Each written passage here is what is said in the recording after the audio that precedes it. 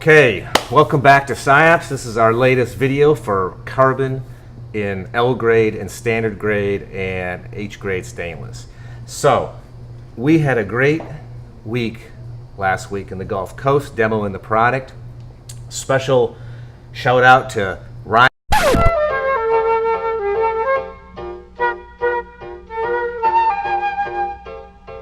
Some great feedback on our user interface and how the data should be presented. So now we're back to show some of those UI updates on some L grades, and then we're going to move on to a different subject in a few minutes. I'm back here with the Bill Gates of carbon here, Brendan Connors, the guy that developed this. Excited to be here. I can tell.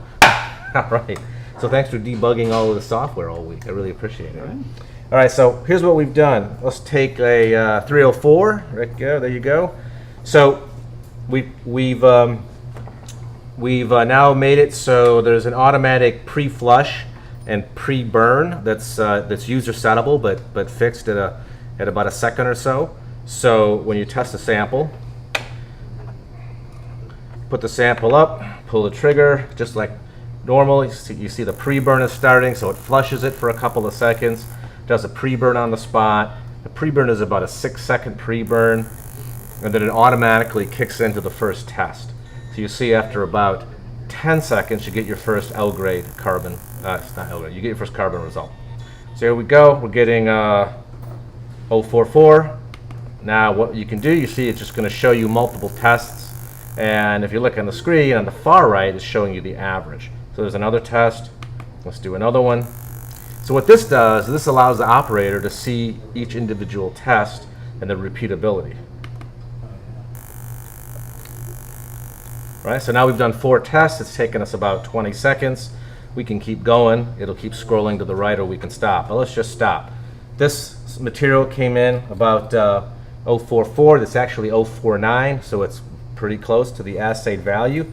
You can look at each of the readings. Now let's suppose you look at one of these readings and you don't like one because it's high or you got a bad burn. You OES guys know all about that. So what I can do is let's say I don't like this one right here. I tap on it, it makes it red, and it removes it from the averaging. So you see how my average went to 046. If I tap it again, it comes back, average is recalculated. If I want to delete a reading, I just tap it, and when I hit end test, it'll calculate everything, throw that test out, give you the average. So that's how that'll work. Let's just do end test. And there we go. There's your test, there's your 304, and there's your 046 carbon. All right, that's how that works. So, yeah. Pretty good, David. All right, okay. Yeah.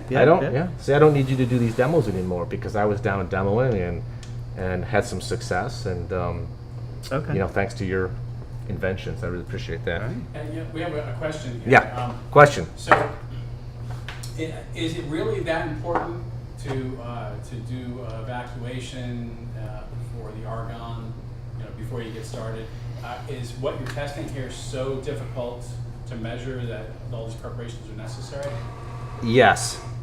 Would you agree with me? Yeah, definitely. It's right. Really low carbon concentrations. We're looking at separations of 0.01, 0.02%. And the carbon line, as we mentioned in some of our other videos, the carbon line is deep down in the UV 193 nanometers, where argon really helps you get as much signal as possible out of your spectrum. Plus, we learned a lot from these guys that have done Spark OES. Like I mentioned a few of them earlier that were really helpful, that have done this all their lives, been doing L grades for 20 years, maybe not that long, and they'll tell you you've got to have a pre-purge, you've got to have a pre-burn. There's these things you have to do to really get repeatable results with OES. So it's only logical if you have to do them with OES, you have to do them with LIBS. So these are really extraordinary things to be testing on a handheld in a lab. Absolutely, yeah. This is the only handheld in the world that can do this level of carbon testing. Only one in the world. Here's our 316L. Let's shoot that next. 316L. Here we go. All right, we pull the trigger. Again, we get the pre-burn, pre-flush. So as I said earlier, the pre-burn and pre-flush are really important. The pre-burn further cleans the sample because often grinding isn't enough. The pre-flush kind of flushes argon through there. Now we're going to get our first test at about the 10-second mark, and there's your 016 carbon. Okay, now let's just do that a few more times. Another test. 021, another test.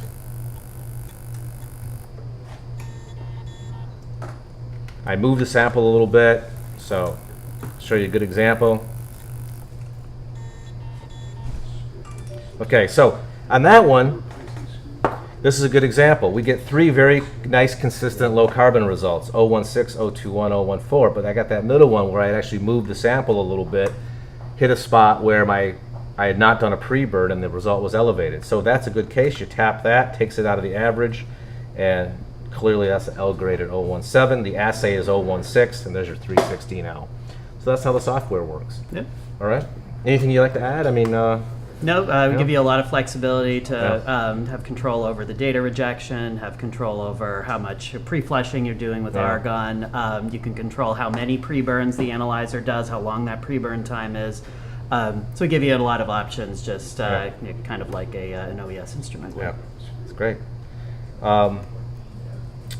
Yeah, so thanks a lot. So that's it. That's the latest software. Again, thanks to a bunch of you OES guys out there that were really provided us with some great feedback when we met up with you a couple of weeks ago, and we look forward to showing everybody this new software down there next time. Yeah. Okay, so let's reshoot our 316 now, because I want to make a couple points about some other elements, not just carbon. So yeah, so let's do that. Here we go. We're getting our pre-burn.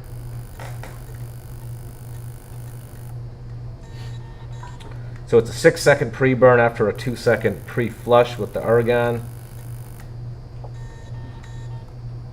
And we'll get our first test.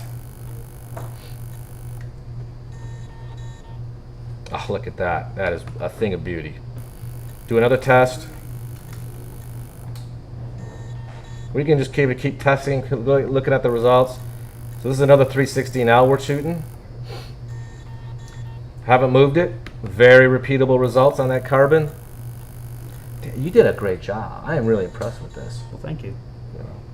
So less than LOD means it's coming in less than about 150 ppm, we think, 015. Yeah, about that, yeah. All right. The other point, so again, it's an L grade. You can see with the consistency of the carbon results. The other thing I wanted to point out was the some of the other elements. If you look at silicon, 0.5, 0.52, 0.52, I'm rounding, 0.50, 0.51, within 0.01% on that silicon. So you get a really nice average on the silicon. If you're looking at low silicon, look at the vanadium, 072, 071, 067, 069, the chrome. So when you do these carbon tests, not only are you getting really nice carbon data, but you're also averaging several readings for all the other elements. And you can scroll down and see the rest of them.